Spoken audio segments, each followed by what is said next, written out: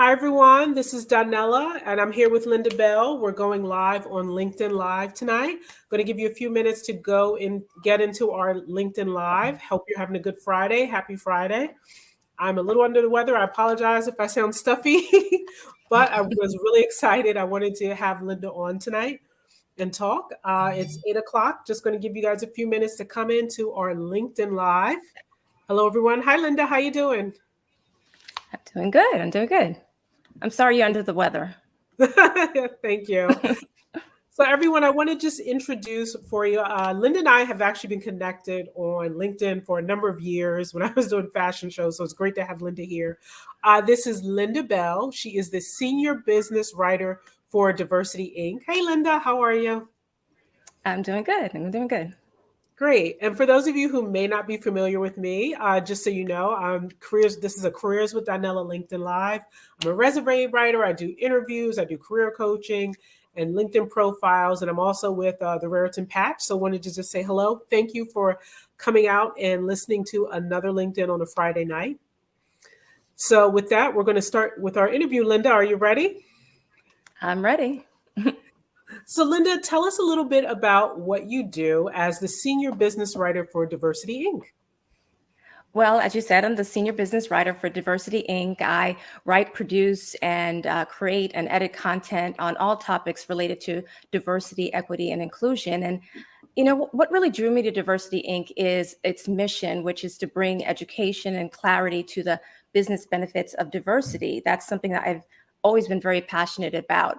And we have two websites, and that's diversityinc.com and the subscription management website, which is called Diversity Inc. Best Practices. So I also want to let people know about the core of our business, which is the top 50 companies for diversity competition.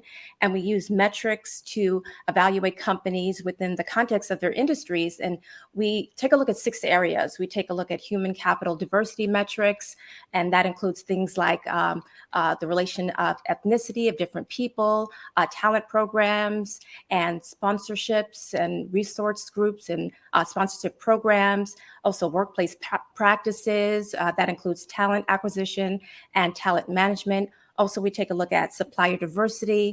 That's spend with companies owned by people from underrepresented groups, and philanthropy as well, which are the contributions to nonprofit organizations that are focused on people from underrepresented groups. And the reason why I wanted to mention all that is because we actually have a top 50 announcement taking place on May 3rd in New York City, the week after next. And I'll be taping career advice videos at the event, and we'll also announce the top 50 companies for diversity and a bunch of other wonderful topics as well. We'll be talking about interviews, and it'll be a wonderful event.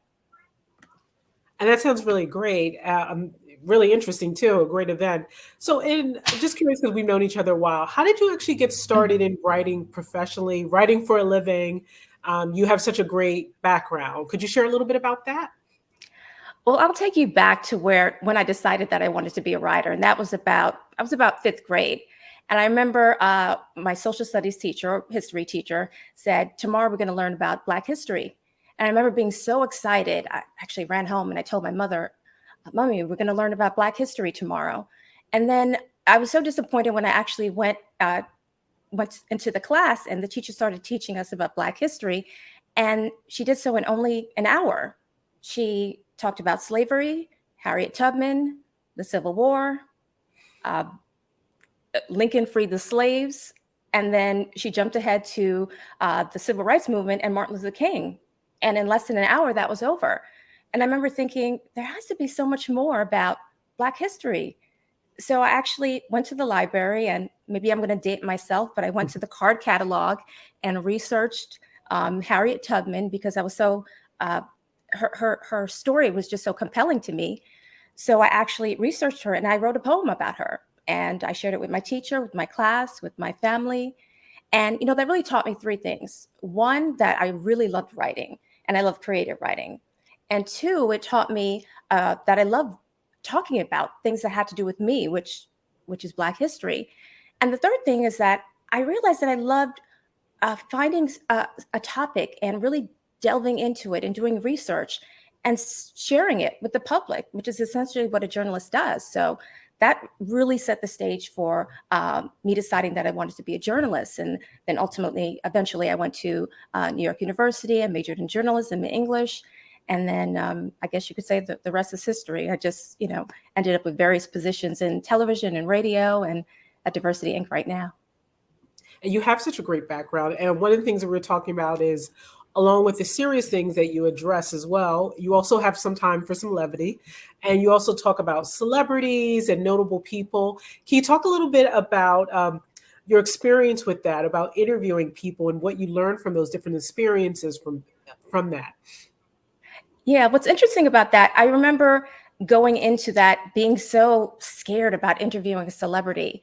But then I learned in time that interviewing a celebrity is just like, they're just like you and I.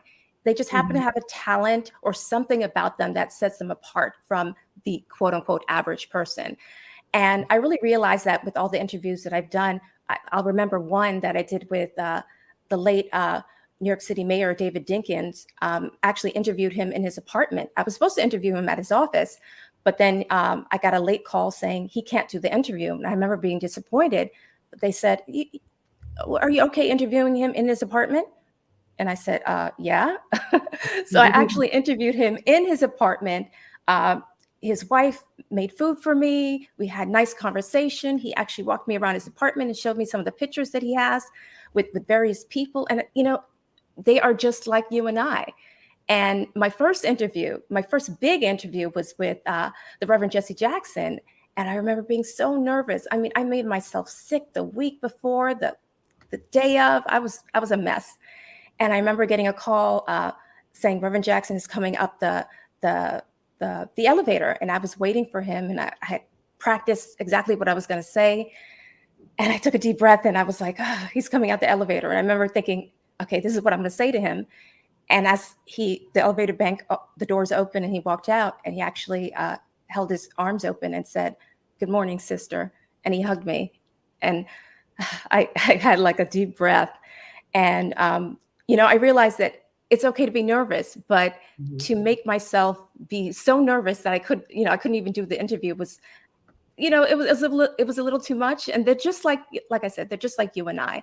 So just make sure you have the questions that you want to ask, important questions, the first important questions on the top, to make sure, in case you don't have enough time to ask them all the questions that you want to ask, and just be calm and just say, they're just like you and I. It's just something that sets them apart from the average person. Oh, that's great. Yeah, and that's a good example. Oh, we have to let you see. Pamela says hello. Hi, Pamela. Says hello to you. She was my last interview last week. Great, thank you.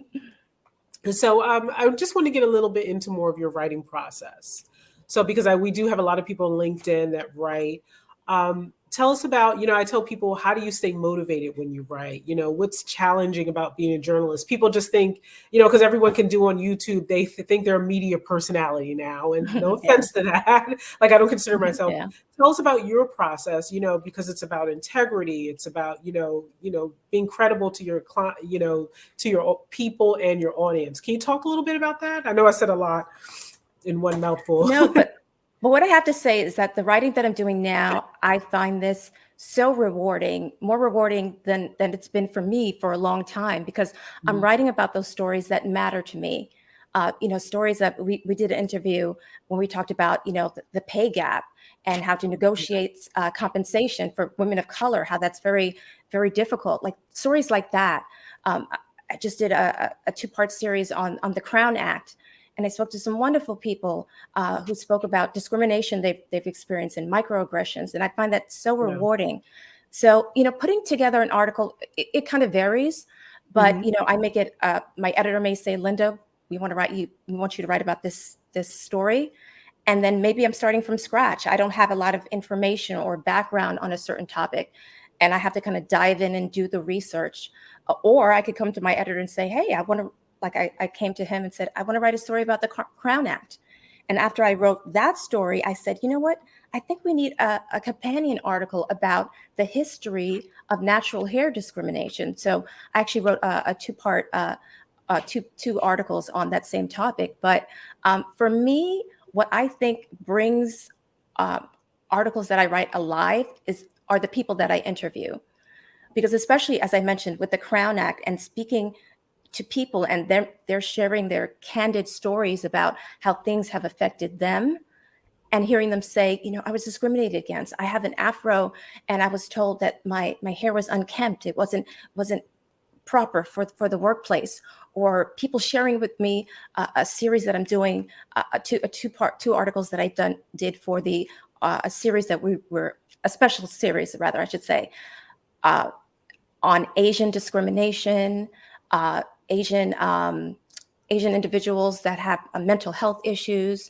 How the Asian population is set to be the largest immigrant population in the United States by the year 2055, and speaking to people that have talked about their mental health issues or how they feel about stories like that. I think that's, for me, that is just so rewarding. That's really great. And so many people, some of us have, so all of us have so many different stories. How do people approach you with a pitch? Because again, we're all on LinkedIn.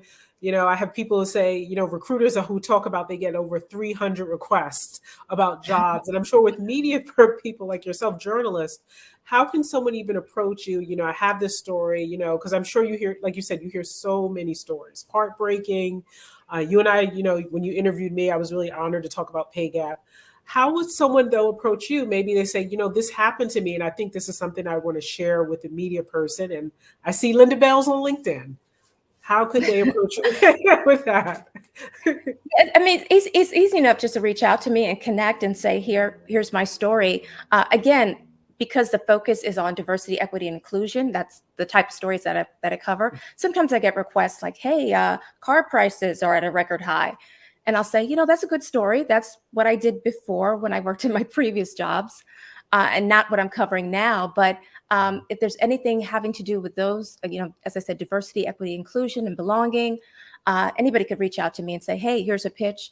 Here's a story that I'm passionate about, or a story you may want to cover. And I always look at my LinkedIn a few times a day. And I use LinkedIn to reach out to people, to interview people. And I think it's a great resource for journalists. And it's also a great resource for people that want to get their stories out there.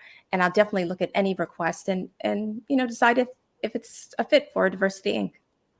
Great. That's really great. So we're going to switch it up a little bit as we close out. We're at our 12-minute mark. So tell me about your favorite book. I like to hear your favorite book, or what you're reading, something now that you'd like to share with everyone. I have to say, because of my hectic schedule, I don't read a lot of books. I haven't read a lot of books lately, but I have read this book, Racist Leadership by James White, which I've been reading to write an article for Diversity Inc. And, that's especially in this environment that we're in now, where, as I mentioned before, diversity, equity, inclusion, it's definitely a focus for companies. It's a mandatory thing for companies to be focused on. And this book really talks about anti-racist leadership and how to be a leader and include everyone, and say, okay, I need to include individuals that are Black, individuals that are Latino, LGBTQ community as well, and women, men, everybody. And I think this book is a great way, a great way to give advice. It's giving advice to leaders on how they can do that and make their workplace inclusive. So that's really what I'm reading right now. Okay, that's really good to know. And I have to tell you, I just have to go back to what you said about when you were a kid. I went in the card catalog too in the library. And one of the things, we're about the same age. And I think, you said that was such a good point, because actually when I was in grammar school, and I think I say it a couple of times in different videos, we actually had a Black history. We had like maybe an hour a week. And we really went through Black history, and people think that it doesn't make a difference. And it totally made a difference for me growing up. Like I learned about Leontine Price. I just learned about so many Benjamin Banneker, and people, it's fascinating to me because people really don't know those people. But I have to say, shout out to Samuel Gompers in Philadelphia. We had such a strong foundation in Black history at the time. They were making us write reports. we had this Oh, huge that's book great. of all these people. So, I definitely agree with you. And I just wanted to bring that up again, that is important. And I think that Oh, helped me yeah. realize diversity is important and knowing who I am as a person. So that's why I appreciate Hmm. Diversity Inc. When I read, online, the topics that you're bringing up. Like you said, the pay Yeah. gap. Like so many Yeah. people are so afraid to ask for what they want. Somebody's Yeah. making Yeah. 80,000, you're making 125 and you're doing the same job. Why is Yeah. that? And I think, unfortunately for women of color, they don't negotiate when it comes to yeah, compensation, and they don't ask for what they deserve. And that's really what's the focus of my article. Uh, Ask for what you deserve. Don't right, just assume and say, well, and it's unfortunate that this is the case, because women of color, not only are they getting paid less than other women, they're getting paid less than everybody. So it's not even that you come to the table and you say, oh, well, I'm a woman. Well, you're a woman and you're a woman of color. So right. unfortunately, you have those two strikes, if you want to phrase it that way, against you. But women of color need to definitely fight for what they're worth. Yeah, I totally agree with that, and I tell people that you have to really sit. What do you really want? I mean, you're working this job, you're taking away from your family, your personal life, and that, and you're putting your all into it. And I think I see the stories of how people are hurtful when they realize that they're not appreciated and they're not getting the money they deserve. And some people are Mhm. even shocked when Yeah. they, look for other opportunities and they're like, whoa, this is what I really should have been getting paid. And I'm like, yeah, Yeah. that's, Yeah. that's why, when I Yeah. career coach people, I'm like, no, you have a right to ask for that money just like anyone else. So that's why I Yeah. appreciated doing that Definitely. article with you. It's just so Yeah. true. Not to get on Yeah. this soapbox. Thanks so much for that. Thank you. Thank you. Yeah, it really is with people. Oh, and and we have another fun question about your guilty pleasures because you're writing, it's intense. So you have to tell me, I ask everyone, Veronica, everyone, what is something a guilty pleasure that you watch? Don't be ashamed. Well, oh, I'm not ashamed, Only but it's fun. funny that Some people go, my I husband watch always reality laughs shows. at me because I like watching a lot of 70s, 80s sitcoms Okay, which and game ones? shows. Oh, Oh, really? everything, like, Three's Company, The Jeffersons, Good Times. I Mm, mean, right. I watch too much of that stuff, and like I said, old game shows. Tattletales, and Pressure luck. Press your luck.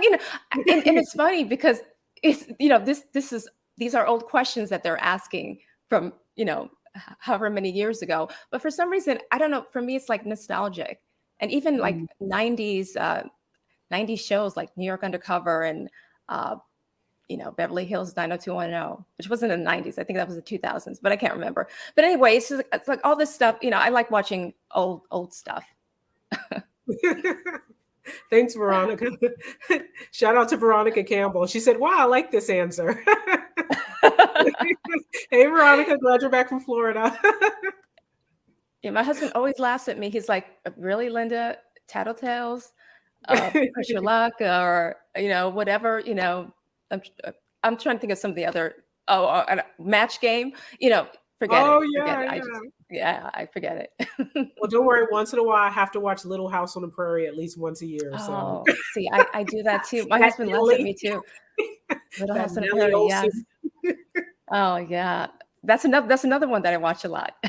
Yeah, it's on Amazon Prime. For those of you who don't know, you got to watch it with that Nelly Olsen. Laura Ingalls. Yeah, everything. Yeah. Okay. With it, Alfonso. Well, this was a great interview. I know it's Friday. I always tell people it's Friday night. So before we close out, I would like to, if you would share with everyone on LinkedIn, words of inspiration uh, on whatever they want to do, whether it's journalism or anything that they want to pursue, or anything you like to close out this wonderful interview. It was so great. Well, for me, it's don't Oh, you have always been shouting learn. back. But always, don't be afraid to learn. Learning is something that you should continue doing throughout your career, especially your industries are constantly changing, and I think it's important to keep pulse of what's going on in your industry, and don't be afraid to learn. um, in my career, as I mentioned before, I started out in television and in radio, and now I'm doing more long form writing, which for me, I did a little bit before, but it's something that's different for me. And for me, I'll go back to when I was young and just me always wanting to learn and always being a nerd at heart and loving learning. And even at the age I'm at now, which I won't disclose, but I still love learning. And for me, it's exciting to get a story. For example, my editor may say, Linda, I want you to write a story on this. And maybe I won't know a lot about it. And I'll do research and I'll feel like I'm learning and I'm smarter on this certain topic. And that's my main advice. Always be open to learning, because it'll not only help you advance in your career, it'll help make you smarter and help keep you alive. Before we go, I don't know if you see the comments. We're getting in a few comments for people, so I just wanted to shout out. I think this is Val. So Val, can you see that, Linda? A comment from Val. Hi, Val. Because I know Val was looking for it. Oh, gentle giant. Oh, Val. Val is wonderful. I love Val. Thank you, Val. Then we had another one from Aja. Hi, Aja. Hi. Excellent interview. She's a behavioral director, another person to connect with on LinkedIn. Pamela Bell, even though it's just coincidence that I booked you both back to back, no relation, but people keep asking me that. And it's interesting because Pamela, she was the one that works as a banking executive, and she works on a lot of different scholarships for people, and really, really great. She's really awesome. And then we have another comment for Melissa. Hi, Melissa. She said, thanks for doing this. We need to hear. Thank you, Melissa. That's so kind of you. I just want to just put them out there. Linda, can't wait to see you, Linda, on 5/5. Someone's being mysterious. Whoever this is, shame on you. You need to have a picture with your LinkedIn. That's why LinkedIn is for connecting. That's the resume writer. LinkedIn. Shame. I'm going to find out who you are. Thank you, Veronica. Thank you. They said, oops, 5/3. So we can that's our event, our top 50 event on 5/3. So it might be somebody who works with me at DiversityInc. I'm not sure. Yeah, I'll just give my heart away. Yeah. Anytime I look at LinkedIn profiles, people, you got to update your LinkedIn profile. That's how we're connecting. That's why I was able to connect with Linda. We've connected for a number of years now, actually. So you never know. Oh, it's Lisa. Lisa, where are you? Lisa Taylor Hudley. Oh, I'm going to get you, Lisa. Lisa was the first interview I did on here. She a VP of talent for Salesforce. Another great person. With that, excuse me, with my cold. I want to thank all of you for joining. And Lisa, Linda, I'm going to get her LinkedIn. But Linda, thank you so much. Sure. It was such a pleasure. My pleasure. My pleasure. You. Everyone, please take a look at DiversityInc. And when's the event again? May 3rd? May 3rd, yes. And it's in New York? Yes. It's in New York this time? It's in New York? It's in New York. Yeah, it's definitely in New York. And like I said, I'll be doing career advice videos. We'll be unveiling the top 50 companies for diversity and other lists that we have, like the top 50, the top companies for as it relates to LGBTQ community. Also, in terms of supplier diversity, a bunch of wonderful lists that we'll have. So it's going to be a great event. So is it open to the public or is it private? Can people, because I think people are really curious about the event. How does that work? Yeah, it's not an event that you could just walk in on. Right. We have the companies that will be winning the top 50 awards there. Some of them won't be there. And again, still things are still very, very interesting. Some people will be attending virtually because of what's still going on in COVID, especially in the New York City area. But yeah, it's not like a walk-in event, but we'll definitely be posting a lot of stuff that day and the following days after about the event. So definitely watch out for that. Well, great. Well, thank you so much. Thank you for your time. And you have, Linda, have a wonderful weekend. And it was great. This was really great. Everyone, thank you for your support with these. I love interviewing people. If you have anyone else, I love the suggestions. And thank you so much. And Linda, you are awesome as usual. So thank you. And make sure everyone, you take a look at DiversityInc and you can hear more, you can read more of Linda's stories. Thanks, everyone. Oh, someone's still plugging it. It's like the Emmys of diversity and equity and inclusion. That's great. Thanks, everyone, and have a great night. Thanks, Linda. All right. Bye-bye. Bye, everyone.